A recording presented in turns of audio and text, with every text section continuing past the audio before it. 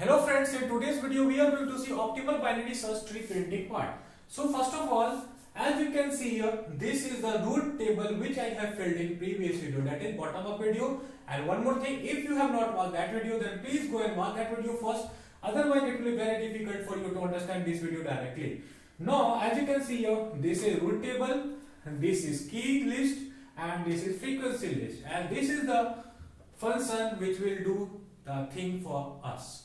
Now let's see what is happening in this particular function. So first of all, I am extracting k. What is k? See, from I to j, I will choose the optimal route. So this k will denote optimal route from I to j. Now r. See, what I am choosing here is that this k will represent, is it the first key or second key or third key? But to extract the exact value of key, we need to go in this particular list. So this is what I am doing here. Now I am checking if I is equal to j. That means I have only one node, and here I am printing it if I have one node. Now come here. Else then I am printing opening bracket. Then here I am checking if I is smaller than equal to k minus 1. If this is the case, that means I have something in left subtree. Then I am making a function called to print that left subtree. After that, I am printing root from I to j. And then if k plus 1 is smaller than equal to j, that is I am checking is there a valid right subtree. And if it is there, then I am making a function called to print it. And here closing bracket. Now let's see how this particular function will execute on this particular table. So to do that, I am going to make a function called to ps of 1, 3. Then first of all, what it will do? It will create a variable k, and in k it will put root of 1, 3, and root of 1, 3 is 2. So k will be equal to 2. Then r will be equal to key of k minus 1. So key of 1 is 20. So r will be equal to 20. Now it will check if I is equal to j, answer is no. So this if condition will be false, control will come here. So here what will happen is that first of all, this opening bracket will be printed.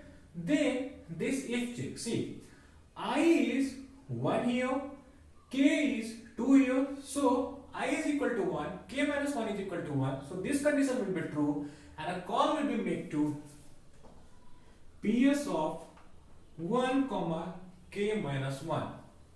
So 1, 1. Now this thing will be printed. R, and what is R? R is 20. After that, a function call will be made for right subtree if it is there. K plus 1 is smaller than equal to j.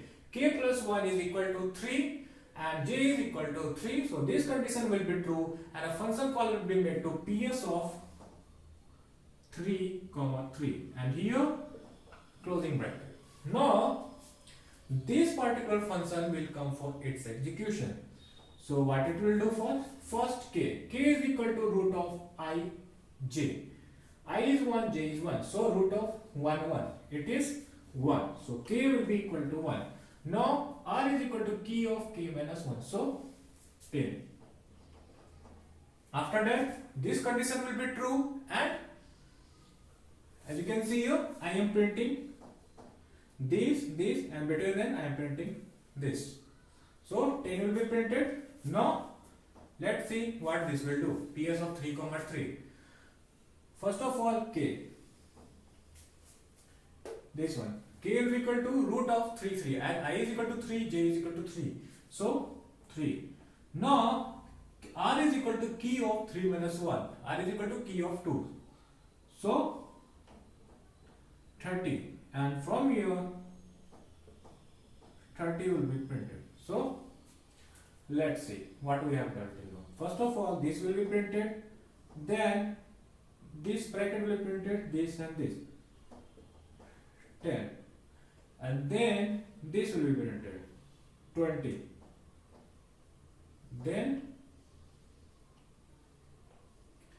30 will be printed, and then this closing bracket. So 20, left subtree I have 10 and right subtree I have 30.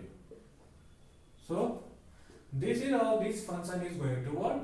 And friends, if you have liked my this video, then please like, share and subscribe, and thanks a lot for watching.